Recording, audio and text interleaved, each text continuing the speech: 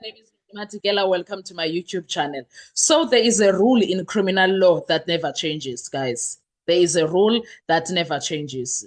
The state must prove the case.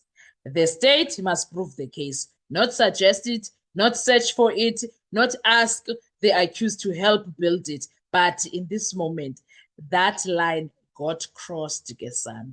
Oh, it was crossed yesterday. Because in open court, Advocate George Baloyi looks at Bongani Ntanzi and says something that shifts the entire dynamic. Show us the call. And just like that, the button starts to flip. Because what do you mean Bongani must show you calls? What do you mean that Bongani must show you calls? When I show Bongani these calls and say, this is my proof, Baloyi, we are failure, guy. We are failure, my guy. Okay, let's slow it down. I don't want to be in a hurry because on the surface, this looks like normal cross-examination. The state introduces the cell phone evidence, cell phone records. They focus on a timeline before the 15th of June 2020, 15th and 16th of June 2020. They are trying to challenge Bongani Ntanzi's version about receiving a call. Okay, fine. That's standard.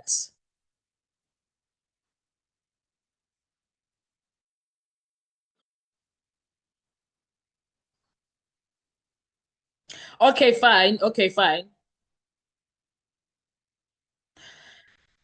As they are busy trying to challenge Bongani Dance, we don't have a problem with that. That one is a standard procedure. They can do that. Fine. Now, let the let us look at this. Lock the witness into a version. That's what he is trying in that standard. Lock the witness into a version. Bring documentary evidence. Expose contradictions. That's the plan that he had right there. Okay, but here is where it breaks down because instead of saying, here is the call, here is the number, here is the time, the state does something else. They hand over the records and ask the witness to find the call himself.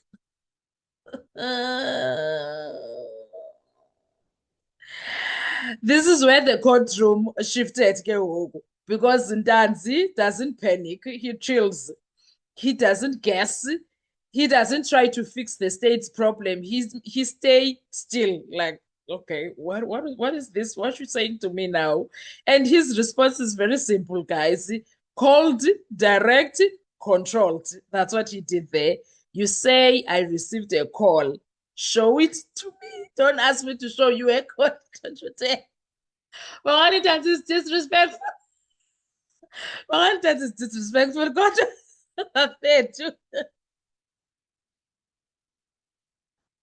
And then we get to Baloyi explaining himself to Bongani. Guys, no.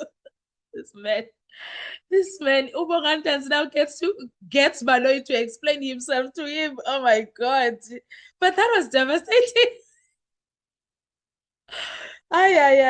Because that one response, because he reminds the court of something fundamental. The accused is not an investigator. The accused is not the state's assistant. The accused is not there to build the case against himself. No. And he puts it loudly. He puts it loudly for Baloyi to understand. Well, in Zulu terms, he was saying, usungijwayela kabi ke manje wendoda. Usungijwayela kabi ke manje wendoda. Yini manje mina ngizoyenza umsebenzi wenu? Oh, Bongani, my dear, you will always be famous. I do not want to lie. You will, even after this case, he will always be famous, guys. Okay, fine. Let's go deeper, Papa. Because this is not just a bad question. This was a structural problem. This was very problematic. It was a structural problem on its own. In criminal law, the burden of proof rests entirely on the state, right? The accused has the right to remain silent. The accused does not have to prove anything.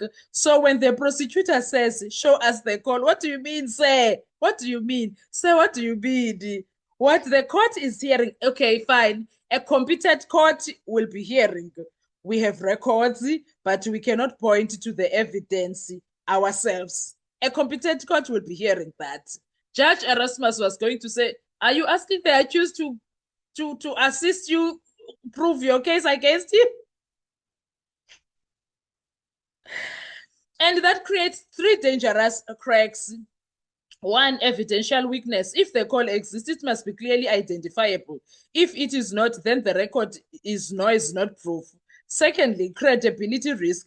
The prosecutor begins to look like he is searching, not proving. Thirdly, reasonable doubt. If the state cannot isolate its own key evidence, how reliable is the entire timeline? When he is going to ask Bongani Ntanzi to be the one that is proving things for him, what does he say? What is he saying about his own case, Ubaloyi? I don't think he realized what he was doing, guys, there. I don't think so. I think he is out of depth at this point because things are happening and Bongani Ntanzi are ruthless in that courtroom. Bongani Ntanzi is ruthless. Imagine if an inexperienced Bongani Ntanzi with courts and stuff, okay, by now, 3 years, but he's not a mgulukutu yena. Yet he manages to get under Baloyi's skin. So how much more of Abomncube oGapatiya badala? Into ezijwayele ukuya ko-high court kuzoba njani makungabo? Come on Baloyi, hayibo. Kuzoba njani mayedila nabomncube oGapatiya? Izomthini lento? Because no, guys, no, Baloyi, no. I can't. At this point, I Bongani is so ruthless. That's all I can say when it comes to this. He is so ruthless towards Ubaloyi, guys. Now, this is where it turns clear. Yeah, this is where it turns clear into Yoba. Can't. Because what was supposed to be a trap now becomes an exposure. Baloyi's strategy likely was lock Ntanzi into a version, use records to contradict him, break consistency, but instead what we got, the records don't speak clearly, the contradiction is not visible, and the witness refuses to fill the gap. So now, the longer the questioning continues, the clearer the problem becomes. The state is not landing the plane, it is cycling, Kesan. That cycling is problematic. And the sad part about the entire situation is that Ubaloyi does not see things as we see them. Tina, we are watching the match and we can see who's biasing there. Yeah, now he's playing. Go see him. And here's the truth most people miss. Cell phone records are powerful. That we cannot run away from it. Only when they are precise, though. You can't say they are powerful if they are not precise. They need to be precise. If you cannot say this number, called this number at this exact time, then you don't have a contradiction. You don't have a case. You have possibilities. And possibilities is not proof beyond reasonable doubt. You can't use that. This moment matters because it reveals something bigger. Not just about one question, but about control. Because the second the state asks the accused to prove the state's case, the courtroom feels it. Judge Ratta saw all of that. He was there sitting, noticing all of it. Judge Ratta was there sitting, noticing all of that. He saw it. He cannot run away from it. He can't. And he saw the pressure shifting. He knows that Bongani Ntanzi is brilliant. He knows the narrative of the state is weak. He saw it. He saw it weakening in front of him, and the defense doesn't have to fight. They just have to sit and wait. They just have to sit and wait because Sana Ubaloyi Anfuni Nova Kubi. Because right now, when the state cannot find its own evidence and ask the accused to find it, the case doesn't just become weak. It starts collapsing in real time. And Judge Ratta is there watching all of that. Whether we are Funwik accept or we admit her, that's not neither here nor there. The bottom line is that he is there witnessing a disaster happening in real time. That's the bottom line. And that is what we are here for.